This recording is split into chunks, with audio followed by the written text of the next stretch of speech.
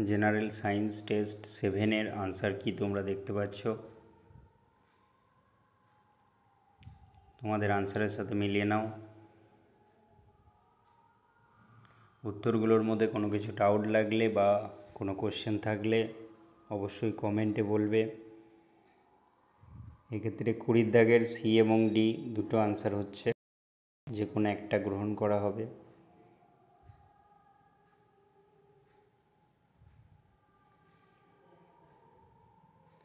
প্রত্যেকটা প্রশ্নের লজিক্যাল ব্যাপারটা ভেবো। 29 এবং 30-এর দাগের অ্যাসারশন রিজন আছে, ও যে আনসার লেখা আছে ডি এবং সি। তারপর পরপর ম্যাথগুলো রয়েছে, নিউমেরিক্যালগুলো রয়েছে।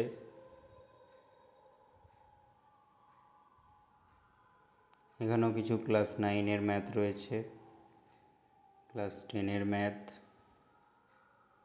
45-এর ডি পাইলট পুরুষ শিক্ষক। পুরুষ পাইলটও হতে পারে, শিক্ষকও হতে পারে, কিন্তু সব পাইলট পুরুষ নাই হতে পারে, তাই ওরকমভাবে ক্রস করা হয়েছে। সব শিক্ষক পুরুষ নাই হতে পারে। ঠিক আছে, all the best for future.